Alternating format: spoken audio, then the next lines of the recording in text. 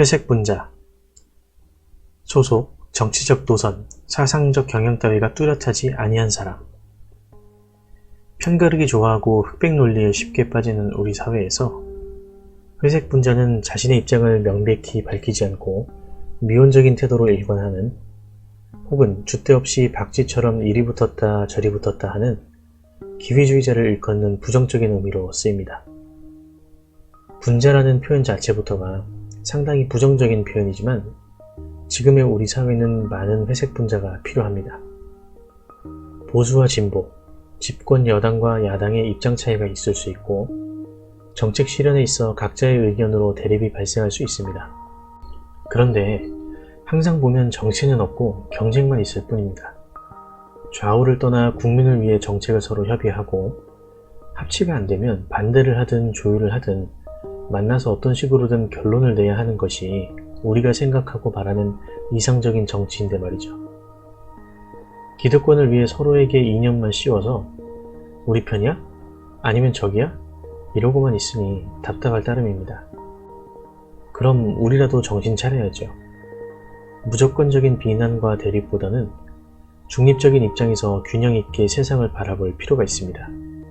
그리고 그 시작은 다양성을 인정하는 것에서부터 출발합니다.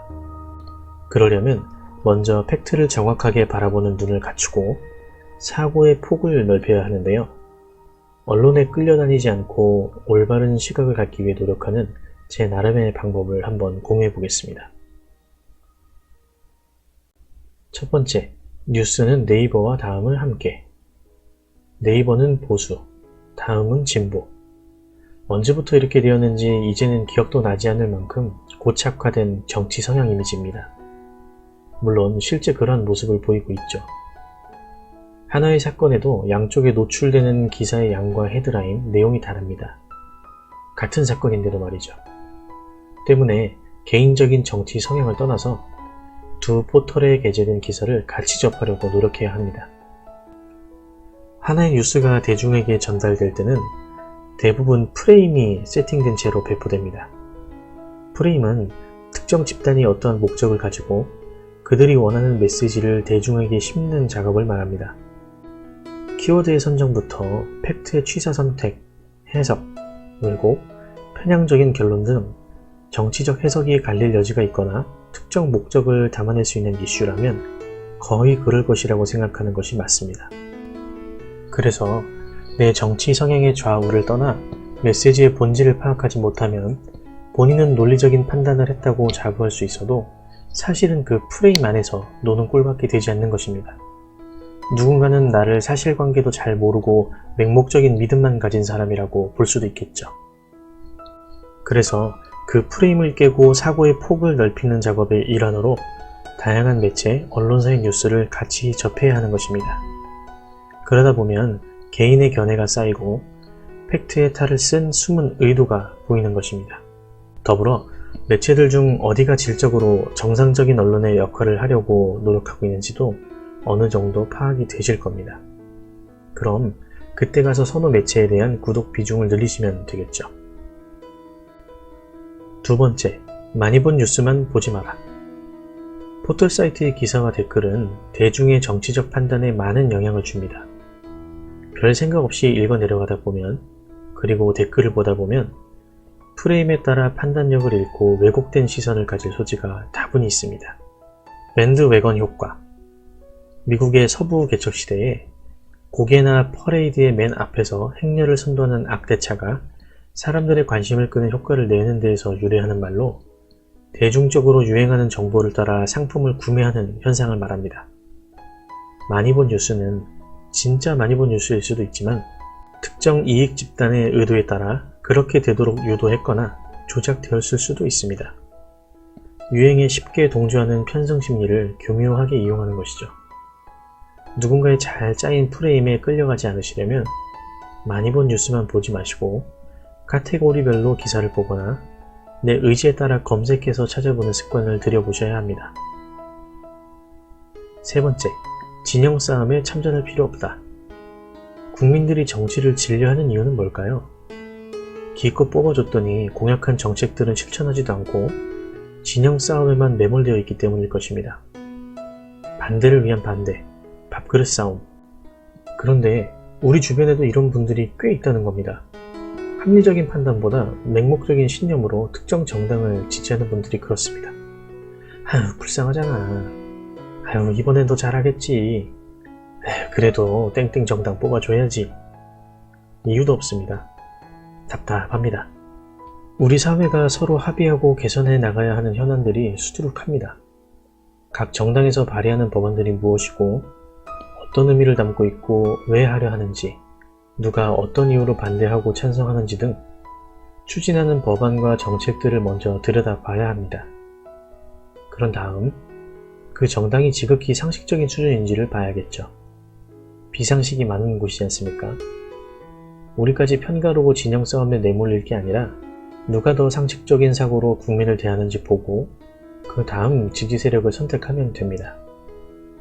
네 번째, 정치 자체에 관심을 가져라. 어릴 적 조간신문을 보며 아침 식사를 하시던 아버지의 모습. 도통 알아먹을 수 없는 정치 기사는 무뚝뚝한 아버지들의 전유물처럼 보였습니다. 그저 신문을 한참 넘기면 나오는 낱말 퍼즐 맞추는 게 제 소소한 즐거움이었죠. 저도 이제 아빠가 되어보니 그건 아버지의 고리타분함이 아니라 우리 가족이 더 잘 살았으면 하는 가장의 기대와 노력이었습니다.